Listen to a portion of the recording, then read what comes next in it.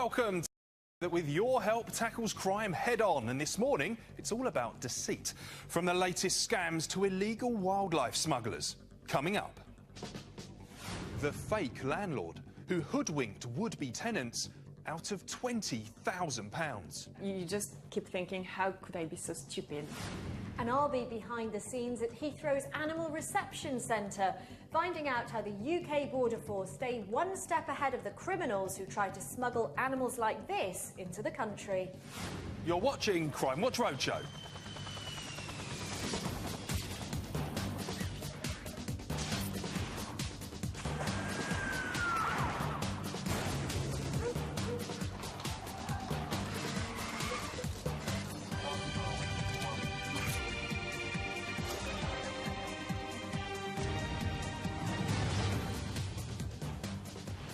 Hello and welcome to Crimewatch Roadshow. We're with the police asking for your help to hunt down criminals on your doorstep.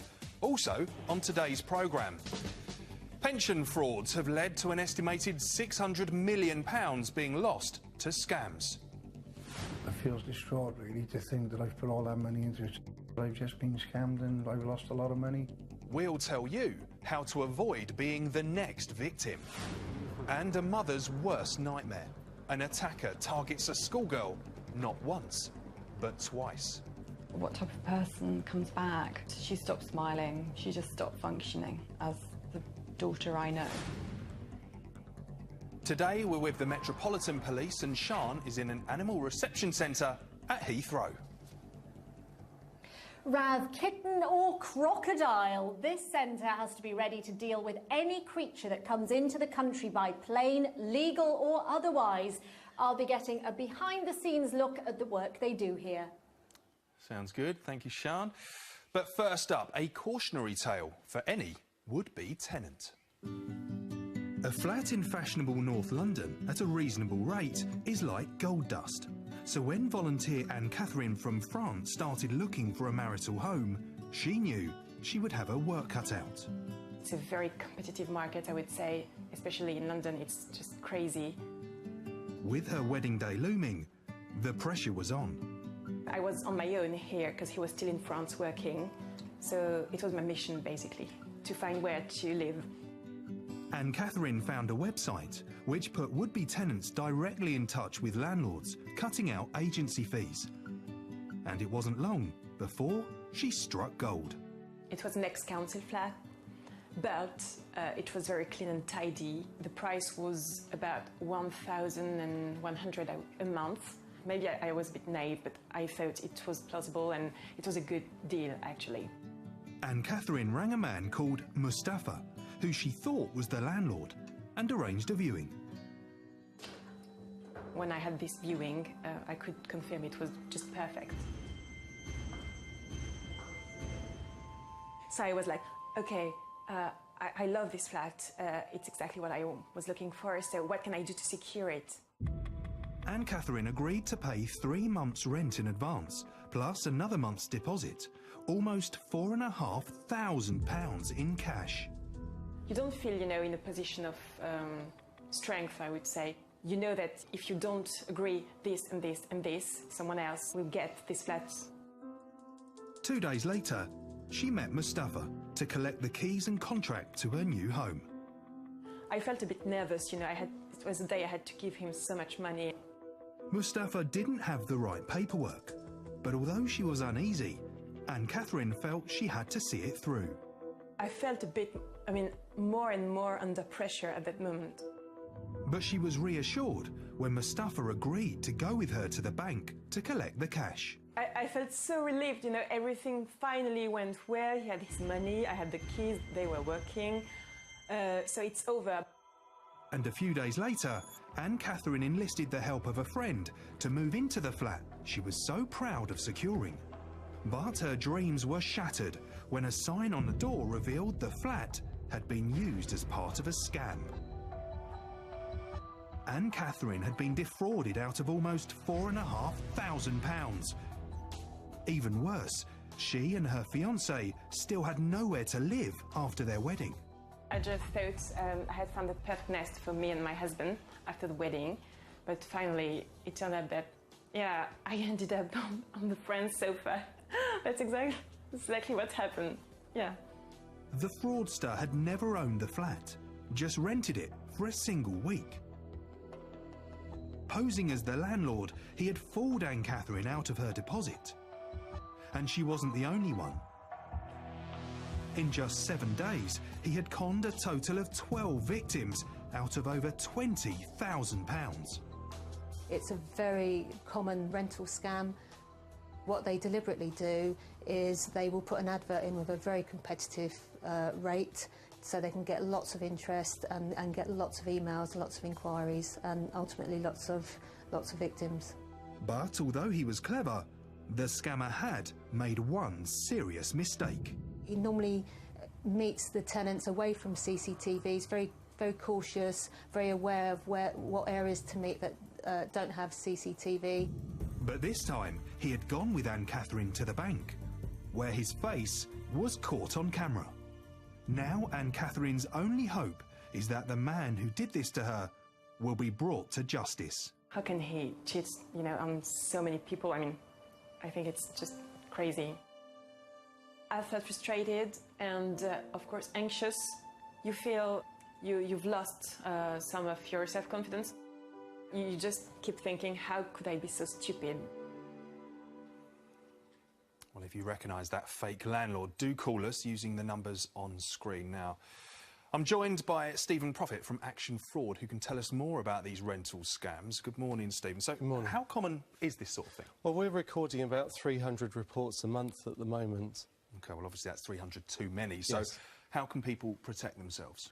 Well, Anne-Catherine, you saw there, did quite a lot that we would advise to do, but she could have asked some more detailed questions within the flat, particularly asked to see paperwork like utility bills and also the safety certificates, and maybe asked him to prove his identity.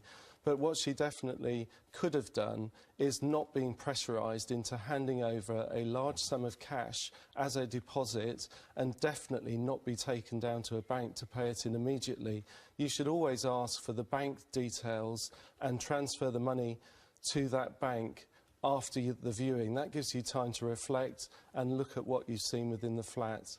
OK, very good advice there, Stephen. Thank you. And if you've been the victim of this type or any other type of fraud, you can actually call Action Fraud on 0300 123 2040. And Stephen, you're going to be back with us later on, aren't you, to talk about pension scams and how to avoid them. So if you've got a pension, you won't want to miss that. Sian. Now, this animal reception centre is virtually like passport control for pets, isn't it? Yes. This is Tristan Bradfield, who helps run the centre. It's more like zoo-like than customs, really. Oh, it is, yes. We've got a Yemen's chameleon in there. We've got an Egyptian Eurymastix lizard in there, hiding underneath the bark. Oh, yes. They live in deserts. And we've got these bearded dragons in here, which have been here for some time. Look at that one opening its mouth there. Do you think it's hungry? Yes, I think it is. It's breakfast time, so it's feeding time. So I'm going to feed them. We feed them with these locusts. Oh, right, so that's breakfast. That's food, yes. Right. They also get other items of food as well, but they do like the locusts. So I'm going to open it up. OK. And it'll probably come down. Oh, yeah, here it comes. Let's hope it Very doesn't jump interested. out. It's going to make its way down. And it's sizing it up. Well, they're both after it. There we are. There you Well, go, that the one went female's down straight quickly. in on that one. I should probably take it by hand. There you go. Very hungry. Well, while they enjoy breakfast, shall we go and see some of the other creatures that you've got in here? Yep, best wise Yes, to close that, close the isn't door. it? Let's head out then down here because so many different varieties of species that you have in the centre, and they've all got different stories, haven't they? They have, Tell us yes. about this one. This one here is a snapping turtle. Right. This was brought into us by a member of the public. It was found wandering on the street.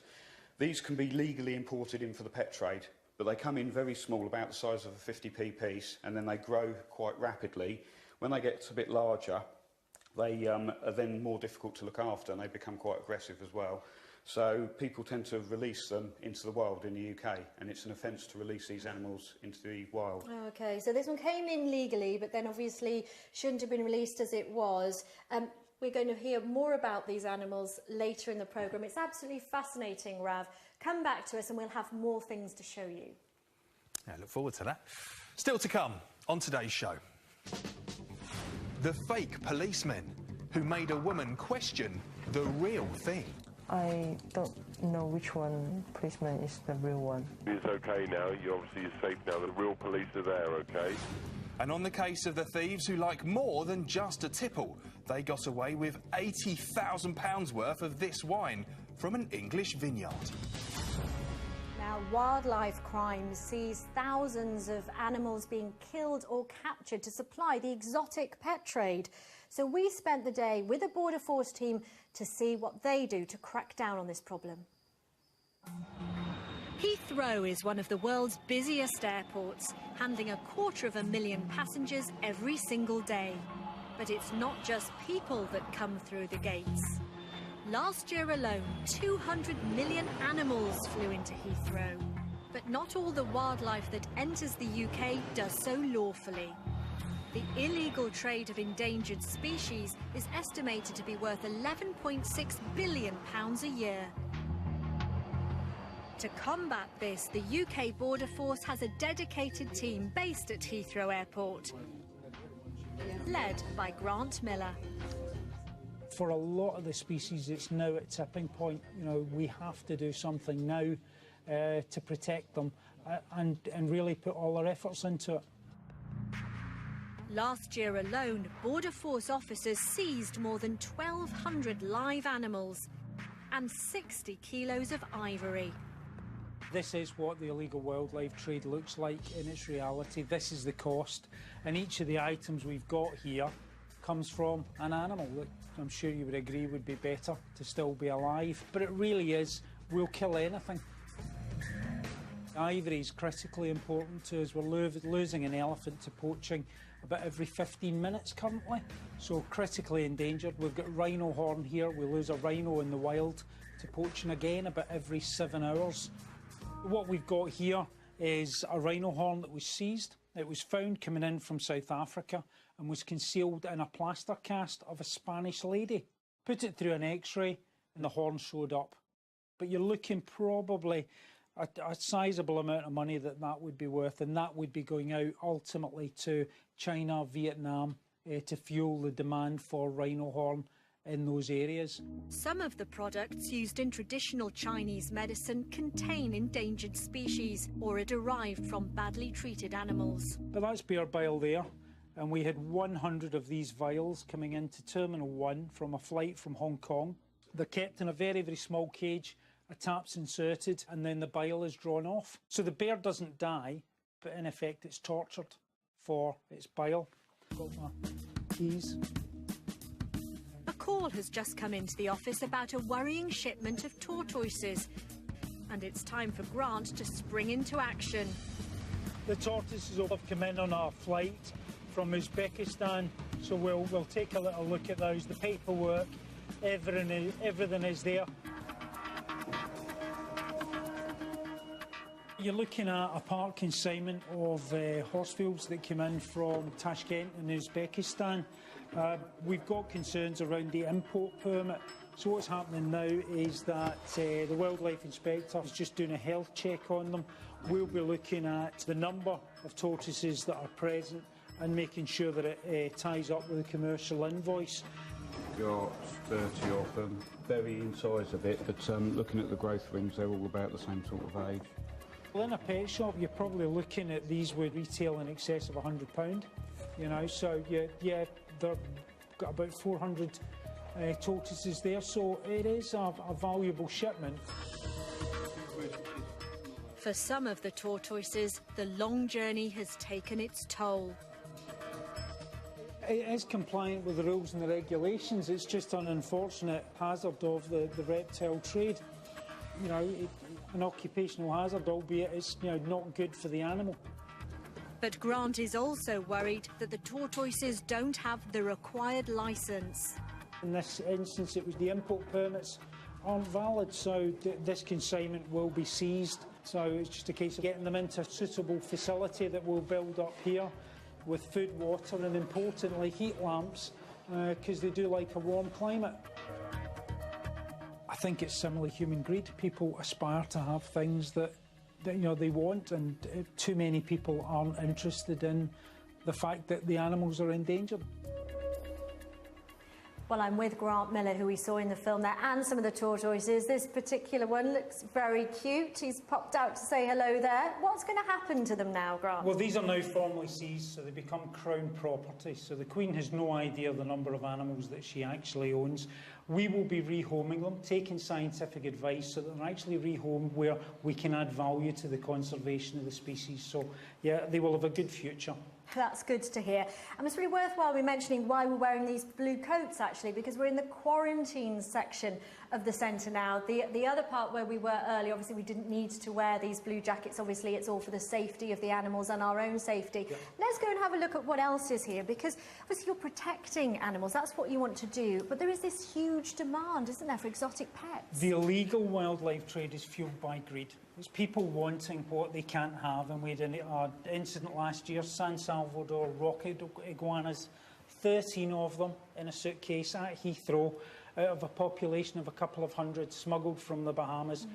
Pure greed, pure organised crime, and high-end criminals that are targeting some of nature's absolute gems for their own personal gain. Absolutely. Grant, thanks very much. Well, let's go and see who we've got in here then with Tristan. Who's your friend, Tristan? This is Dave. He's a white-throated monitor, part of a seizure from a short while ago. He came in a bag that was too small, so the packing wasn't correct. So there was a welfare issue there, and because it was in breach of the regulations, it also invalidates the endangered species permit. So he was seized with a group of other lizards. He's grown a bit since then, as you can see, and we now use them for training purposes. So can you show me sort of what you would be doing? Because obviously it's with officers from the Met that you would use as a demo. From the Met Police, also Border Force, and also local authority staff. So we'd come in and show them how to catch them up. They can use this tail for whipping, and this one sometimes will puff itself up and whip with its tail.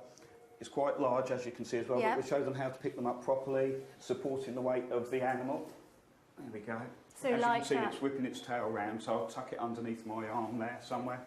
And, so vital for officers who may come across one of these in somebody's house. Yes, they could do. There's many species similar to this. Some are more aggressive than others, so this is one way of handling them, but certain other species have to be restrained more. And of course you'll work with the Border Force unit here. It's a partnership approach, I know, using all the skills. Thank you very much for showing us how it's done this morning. Rav, I think you'll agree, quite a beast there. Absolutely.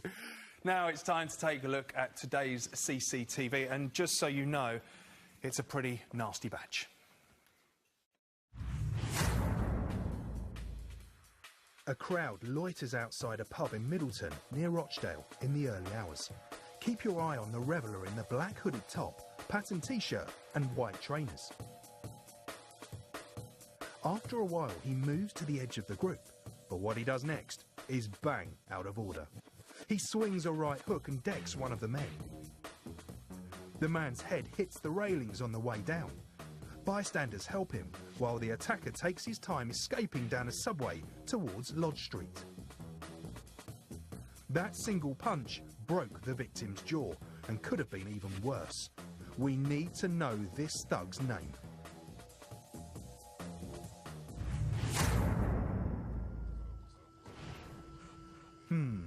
I have a bad feeling about this hooded shopper.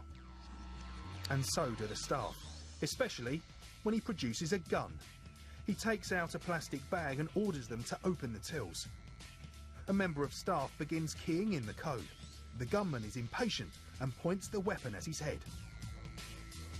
Meanwhile, he tells another cashier to fill the bag with cigarettes. Finally, the till is open and the robber helps himself, but the other two tills are empty. He's had enough of this caper and warns the assistant not to tell the old bill.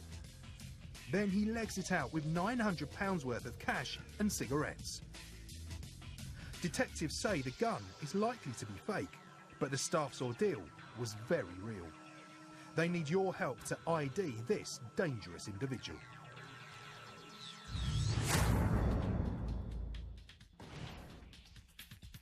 This masked man is armed and dangerous.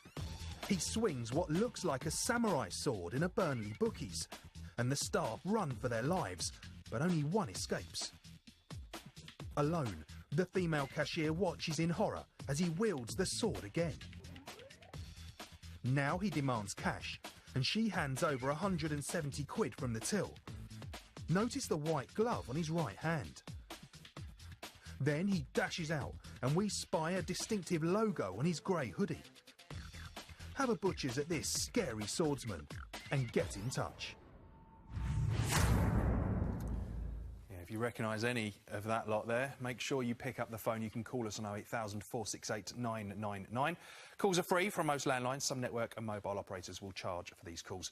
Or you can text us on 63399. Text CW space and then your message. Text will be charged at your standard message rate. So, of course, you can email us to the address cwr@bbc.co.uk. Next, a mother left powerless to protect her daughter on the way home from school. When I opened the door, she just flew in and she was hysterical. The effect it's had on my daughter, I think you don't get over. Wandsworth Common is a shortcut for many teenagers on their way home from school.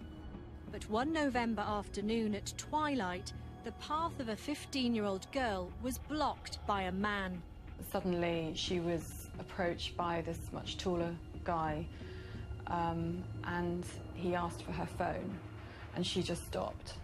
The teenager didn't have her phone, but was too scared to respond, so the man grabbed her by the arm. As his jacket opened, the victim saw he was carrying a large knife. We've told her so many times, you know, what to do if something like that happens, to scream, to shout, to kick, to do anything. But actually, when it comes to it, I think you just utterly freeze. The mugger hadn't got what he wanted, but he retained a tight grip on the victim's arm. Luckily, at that moment, the stalemate was broken by a passerby. The attacker fled back into the bushes and the girl ran home. But I heard a really frantic knocking on the door because she didn't have her keys. And when I opened the door, she just flew in and she was hysterical. She was crying. I sat her down, tried to calm her down, and I called the police straight away. The incident was reported almost straight away. Officers responded and took her for a drive around the area to try and find her assailant, her attacker, but unfortunately wasn't found. In a way, I suppose we felt quite lucky, if that doesn't sound strange to say it, but it could have been so much worse. As a precaution, the family made sure that the schoolgirl didn't walk home alone from then on. Things slowly returned to normal. Well, it was December the 1st, and I remember that morning she'd woken up and said to me, "I'm so happy it's not November anymore because I can begin to really put this behind me now. It's a different month." That evening, the teenager attended an after-school sports event. Afterwards, she'd arranged to meet her mother to get a lift home. Either I was just passing by, had passed by, was about to pass by, so the timing was quite tight, really. Suddenly, she was grabbed from behind, a hand clamped across her mouth, and she was dragged off the path. She knew that it was the man from the first attack because the first thing he said to her was, "Why did you have to call the police the first time?" Instinctively, the girl bit hard on the man's fingers and he let go. He then punched her in the cheek and she fell backwards against a tree.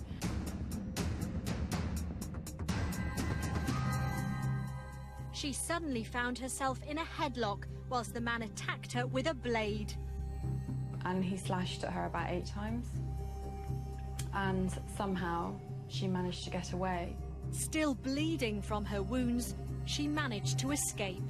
When she said it was the same person, I just was incredulous. I just thought, what type of person comes back and teaches her a lesson? And in fact, when he finished slashing her, he actually said sorry. Obviously, the fact that this individual is going out with a knife and committing these attacks, and on this occasion was prepared to make use of it, is very alarming. The level of violence is clearly escalated from what happened first time. It's a very rare incident, but we would like to catch this individual. The effect on the teenager has been profound. She stopped eating and she stopped sleeping. And she's always been a really, really happy girl, and she stopped smiling. She just stopped functioning as the daughter I know. The schoolgirl's been left with scarring on her side and a hairline fracture to her cheek where she was punched. But what I really can't understand is him coming back, the retaliation. I really would like him to understand that those few seconds have had such an effect for months now. And I'm joined now by DI Gerard Frayne, gone away, leading this and in fact, it's still there. She was followed, do you think, because it happened not just once, but twice? I'm keeping an open mind. We don't know if she was singled out and targeted. Oh, let me just stop you there and introduce you to DI Gerard Frayne, who's leading this investigation. Obviously, we want to catch this person. Yes. It was a very frightening attack that happened not just once, but twice. I mean, do you think the victim was being followed? I'm keeping an open mind. I don't know if she was singled out and followed or if it is just a chance occurrence, so I'm keeping an open mind on this. OK, well, there was a weapon that was used on both occasions. What can you tell us about that? First, on the first occasion, we know that the suspect had a black-handled knife, like a kitchen knife. On the second occasion, a knife was actually used. We think that was probably something similar to a razor blade or a craft knife. So what about the description of this man, then? It's a 16 to 19-year-old black male with a goatee beard, about 6 foot tall and slim. He was wearing a black jacket with a black hooded jacket, blue jeans and a chain for a belt. OK, so what are you appealing for today? We're looking for anybody who has any information on this offence at all to come forward and to make contact with us. We'd obviously like to catch this individual. Absolutely. And, of course, the victim's mum very worried. But we should stress, shouldn't we, this is a very rare case. Yes, it's a very unusual incident. We'd certainly like to catch this man. OK, thanks very much. And if you can help, you know what to do. Get in touch with us on the usual numbers. Now, we're looking at deception in the programme today, and this one could affect all of us who have a pension. The rules around getting access to your pension have changed, and some worry fraudsters are taking advantage of it. Stephen Prophet from Action Fraud is back with me again to explain more. But first, let's hear from Graham and his daughter April. He invested £100,000 of his pension, but hasn't heard from the company since. I feel distraught, really, to think that I've put all that money into it for 24.5 years. And feels that I've just been scammed and I've lost a lot of money. The possibility of not being able to retire as soon as he may have liked, it's added more of a strain to him, and it's made him half the man he used to be. As such, sometimes I look at him and I think it's difficult to look at him and not recognise him sometimes. I mean, it's just unbelievable, Stephen. And with the rules changing, you're worried we're going to see a lot more of this type of thing. Yes, we are. There's more opportunity for fraudsters to take your pension from you with the new rules. You can take a tax-free lump sum of 25%, and then obviously you're looking to invest that. That's another opportunity for fraud. So we would say make sure that any investment you do, the companies you're investing with are registered with the Financial Conduct Authority, the FCA. Because that's good advice, because there are some ways that people are getting contacted which you would say absolutely avoid at all costs, things like text messaging. Yes, text messaging and cold calling. A significant number of our victims of this are cold called. You are making life-changing decisions about a significant sum of money. You do not have to do it on the spur of the moment. Always seek independent financial advice before making a decision about your pension, because once you've moved it, it's gone. You cannot put it back again. So independent financial advice is what you should be undertaking. Don't do it on the spur of the moment. OK, great advice, Stephen. Thank you. And if you need some advice on your pension, you can speak to the Pension Advisory Service. Details of that are on our website. Sean. Next, how answering the door late at night to 2 police officers led to a terrifying ordeal. I'm scared of opening the door. I don't know which one policeman is the real one. It's okay now. You're obviously safe now. The real police are there, okay? Okay. Central London's Chinatown is a tourist hotspot. But for Sally Huang, it's a workplace. She handles the takings and payroll at 2 busy restaurants. After cashing up one Sunday evening last August, Sally headed home with £6,000 in cash to do the payroll. She she finished up dividing the wages and then packed up for the night. At 1 o'clock in the morning, she had some unexpected visitors. Sally Kwan, open up, police. I feel quite strange because I don't understand why so late that policeman knocked at my door straight away and know my name, actually. The officers told Sally she was under investigation for tax fraud and showed her a police warrant to search her flat. Sally's Chinese national and her English isn't fantastic, so believing that she's confronted by two police officers in uniform holding what she believes to be a warrant allows them access to her flat. It's at that point that things start going very wrong. They handcuffed my hands and tell me to sit down. They just asked me, where's the money? The intruders seemed to know that Sally might have takings at home. You work in the restaurant, you got the money from the restaurant. Sally was left powerless whilst the intruders ransacked the flat. I just crying at that time, and I can't, thinking anything. As the search continues, the threats towards Sally become increasingly more violent. A knife is placed against her throat on a number of occasions. I feel scared. I just feel scared. She is threatened with death. They'll cut her throat and she'll never see her friends and family again. She was left in fear of her life whilst the robbers uncovered the £6,000 worth of takings. But the two aggressors wanted more. Sally's described feeling absolute terror, real sense of fear. The men seemed to be under instruction from a caller on their mobile during the search. Someone's on the phone with him. Keep tell him I got the safe at home. Where's the safe, huh? Where's the safe? They insist on the safe. I say no, I don't have any safe. Whilst continuing to rummage through her belongings, the intruders found Sally's diamond jewellery and a letter from the hospital. The letter say I got appointment tomorrow for the baby, and then he know I'm pregnant. Even the knowledge that Sally was 12 weeks pregnant didn't put an end to the threats of violence. You put the knife into my belly, say just threaten me, tell me where's the safe, otherwise your baby get hurt. I keep crying, just begging him not hurt my baby. Finally persuaded there was no safe, the pair left with their haul using Sally's handbag. When they left the property, they threatened me not to call the police, otherwise he know where I work, where I live. Despite the threats, Sally mustered up the courage to call 999. Hello, police most service. How may I help you? Hello, I just got robbery from someone protected me, the police officer. So he searched my flat and then robbed my flat.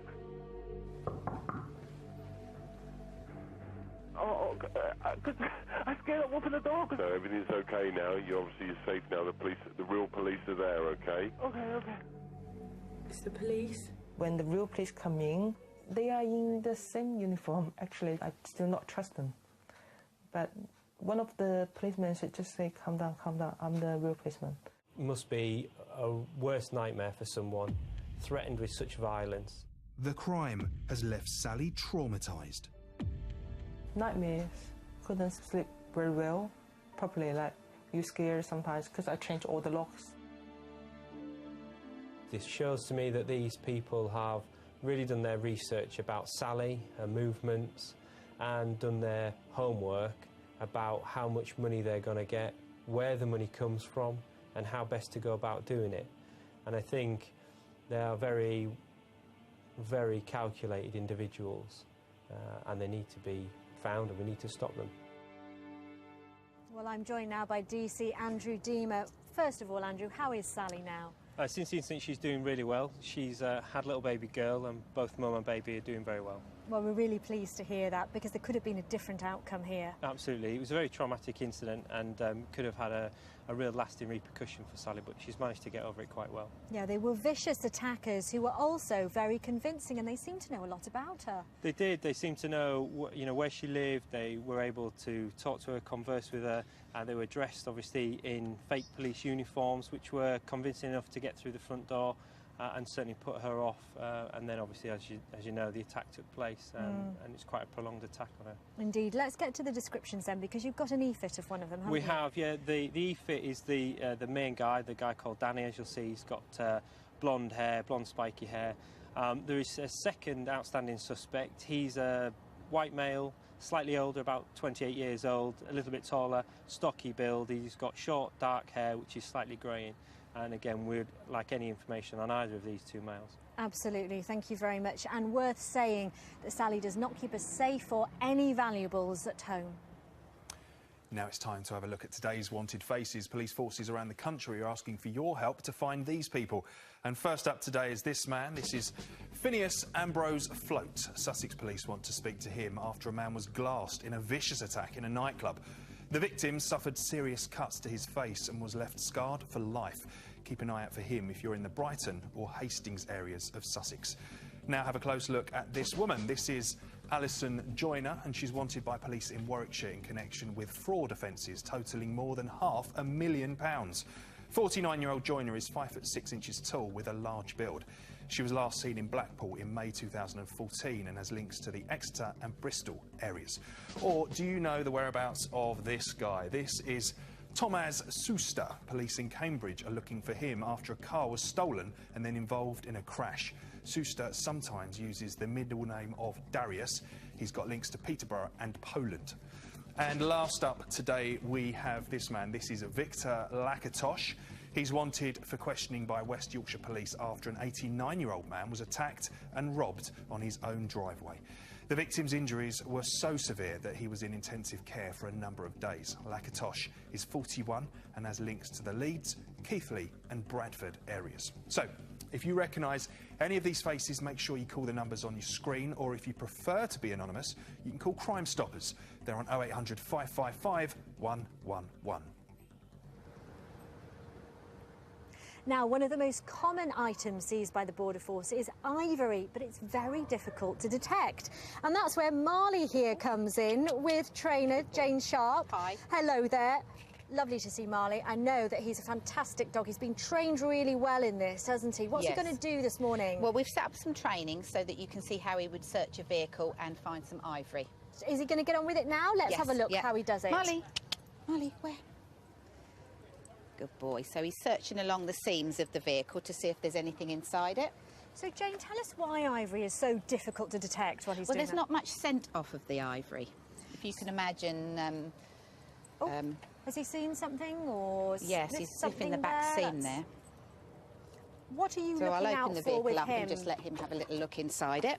Great. I'm just seeing if increased body activity and getting excited, and his trained indication is just to freeze on the target scent.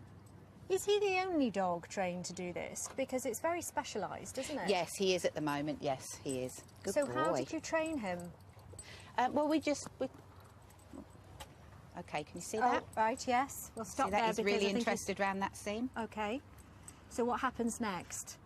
OK, well, I'm going to reward him, and then we'll get a colleague to come in and show you what's Marley. behind the panel there. OK, so that would be your rollover. Yes, my rollover, and then an officer would come in and actually look into the vehicle and see what we can find. Let's take a look at that. So that is the ivory. That's the well ivory, done, yeah. Marley. Good Thank you very boy. much, Jane. Let me bring you over here now, because we've got an array of some of the things that have been seized. Grant's here again. Grant, take us through some of the ivory and animals on the table here. Yeah, some of the things. The ivory is a big problem for us at the moment. We've got elephants being poached at record levels in Africa, and some of that ivory does come through the UK. But also we're selling our historic ivory to China, the Far East, and people are shipping it out without the permits and committing offences. You've got a bear here. This was found in Terminal 3. Young boy sitting on top of a box, his dad pushing the trolley through, and he turned to the customs officer and said, "My dad's got a bear's head in the box." So find it every day. So he shopped his dad, and just to say also, this was the most recent thing, wasn't it? We that's picked been that seized. up We'll just give them yesterday. a show of that because we are out of time. But it's fascinating stuff, Rav. An appeal now for information after a huge stock of English wine was stolen from a warehouse in Sussex. I've got Sam Linter, who is head winemaker at Bolney, and DC Mark Butcher from Sussex Police, who's investigating. Sam, firstly, good morning. A lot of people won't realise that English wine is a huge growing business. That's right, yes, it's been growing now for the last 40 years, but exponential growth over that time. But now demand for English wine is actually outstripping what we're producing, so there's more and more vineyards planting on a regular basis. OK, but this theft that hit you was huge, wasn't it? And it's really hit you hard. It has, yeah. It was huge. They took 5,000 bottles from our warehouse of ours and a wine we make for a contract customer. And that's about £80,000 worth of wine. And this is wine that you know, we really care. It's a passion for us making wine. We put a lot of effort into making our wine. So for somebody just to come in and take it was really devastating for us. Yeah, and Mark, you're investigating this one. How did they get in? Well, they forced the lock to the main storage area.